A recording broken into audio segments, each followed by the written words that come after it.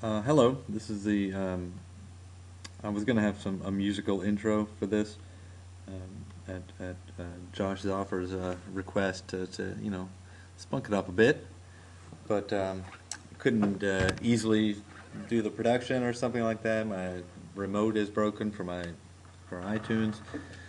So anyway, rather than spend more time on it, I want to write down some stuff for us. This is a section on sequences,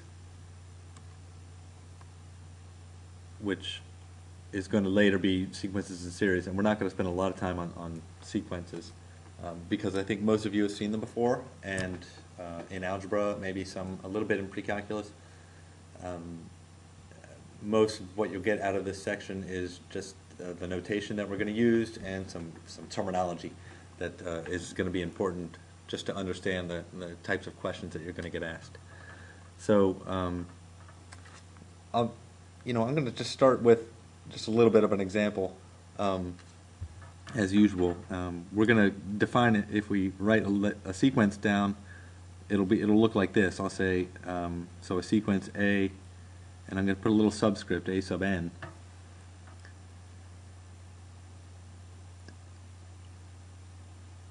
And I'll just write down a bunch of terms. 0, maybe a half, 2/3, 3/4, 4/5. Hopefully you can see a pattern. There's usually a pattern with these. Sometimes it's hard to find. Not with that one, I hope. And when we have a sequence, it's really, and I'm going to expand on this in a minute, it's really a function, but where the domain is sort of integers. So this would be the first term, the second term, third term, fourth term, fifth term, and then we're going to do the nth term. All right, and this is n, is what is in blue here, so that means this is A sub 1, A sub 2, A sub 3, etc.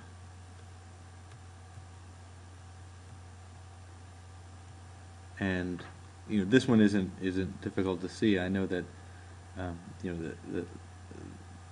sometimes the trickiest thing is to make sure you get the ones, the nth term sort of matched with even if it, for example, in this case, it progresses sort of linearly up top in both the numerator and denominator, but 0, 1, 2, 3, 4, but this numerator here, for example, let's just take an example right here.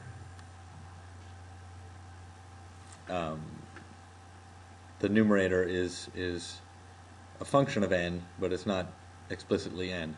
It's n minus 1. The denominator, though, is n, the second 2. And if that works for the next term, then we're in good shape. And it does. The numerator is 2, which is n minus 1, and the denominator is just straight n. So our guess, and the right one here, is that this is n minus 1 all divided by n would be the nth term. And that works. If we plug in 1, we get 0. If we plug in 2, we get a half. If we plug in 3, we get 2/3, but one of the things we want to find out when we're talking about sequences is does it converge? All right. So let me actually do a little algebra here, because we can break this up into n over n minus 1 over n, which is just 1 minus 1 over n. And so, does it converge? Does the sequence converge?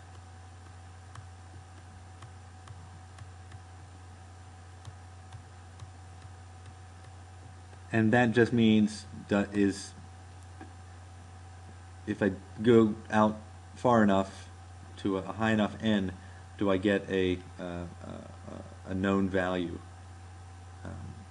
And you may be able to sort of tell from this where it's going to go. It's getting progressively bigger, the value, each time I do this. So, and this is a half, this is a little bit bigger, this is a little bit bigger, this is a little bit bigger, but you can envision really this, the limit as n goes to infinity of a sub n.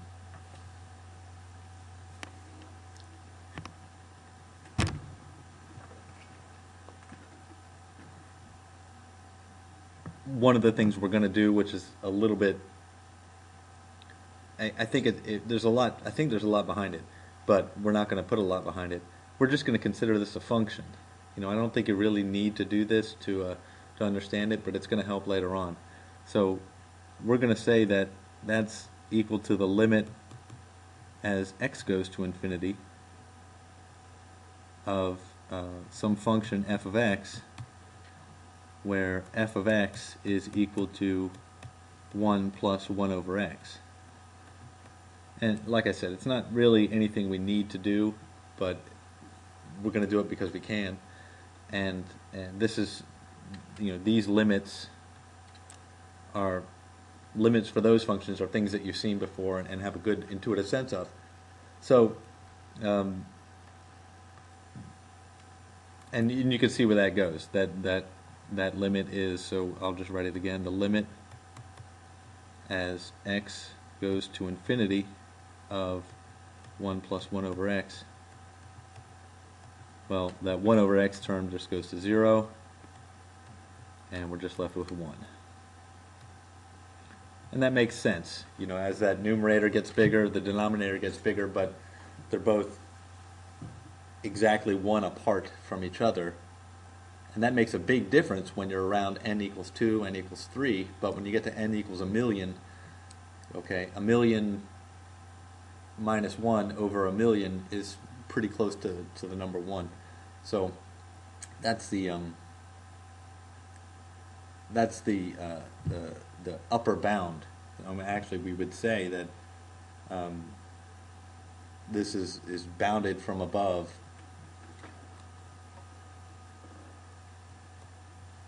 A sub n is bounded from above by 1.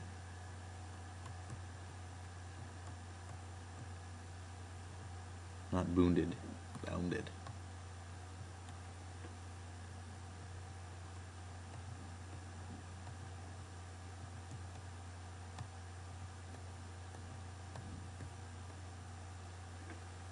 I'm just going to say it's bounded from above. And that means all the values are less than 1. So all the values in a sub n are less than 1 in this case.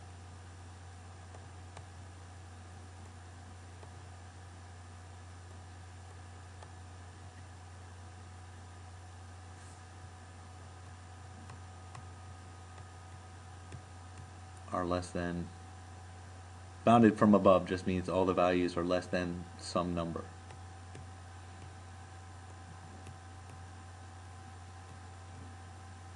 In this case, that value is, that number is 1. Okay, so I'm going to pause it here while I figure out the next little example.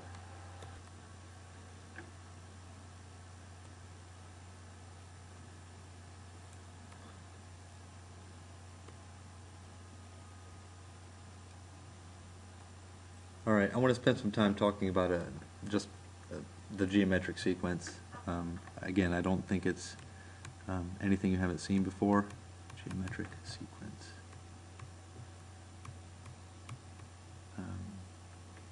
But again, it's important, and I want to make sure we're all on the same page. I'll write one down, and I won't call it A. I'll call it B. How about that? B sub n. A equals, let me just write one down here, 2 comma 1/2, 1/4 1/8, 1/16, etc. And again, this is the way we're defining it. This is first, second, third, fourth, and fifth terms. All right, so, and the reason we do that is because we always want to come up with a formula for these things in terms of n.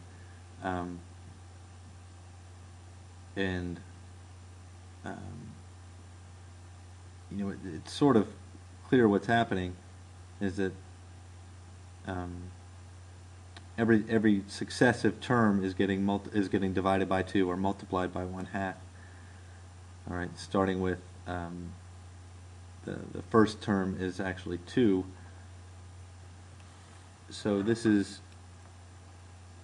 I think the best way to write it is as follows, and there are always different ways to write it. I'm going to write it as 2. Oh, I messed up on that thing. So that first term should actually be 1. Okay, excuse me about that. All right. This is 1 multiplied by 1/2. All right, to the, not to the nth power, because then that wouldn't satisfy the first term, right? The first term is 1, and 1/2 to the 1 power is 1/2, and then that would mess up the first term. But it's to the n-1 power.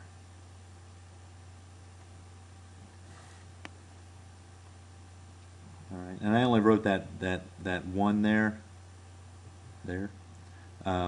just because it's the first term in the sequence, and it's good to just keep track of what is the first term.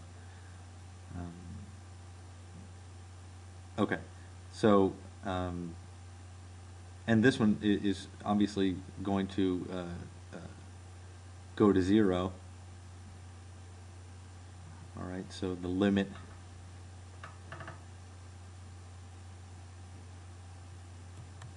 as n goes to infinity of b sub n is the limit as n goes to infinity, or as x goes to, I'm not even going to write that function notation, it's just good that you know it. But what I want to emphasize is that this is the same as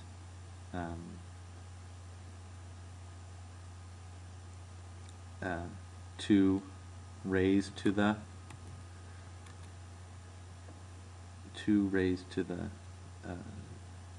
1 minus n, right?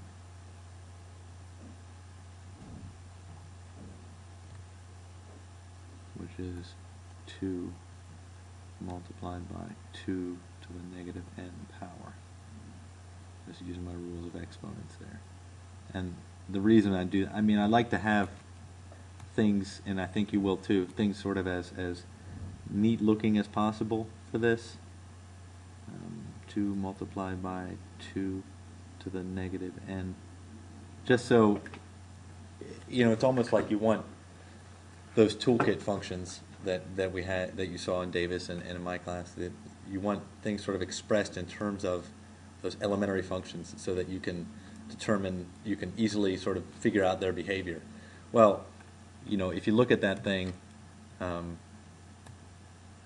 the 2 is irrelevant in terms of going to infinity, but 2 to the negative n, as n goes to infinity, you know, that's a decaying exponential, so that's just going to go to 0, and that sort of makes sense anyway. I mean, you can sort of visualize that sequence. They're not going to be so easy to visualize later on, but you're still going to go through the same strategy. So in this case, the limit is 0, right? And that's what we expect.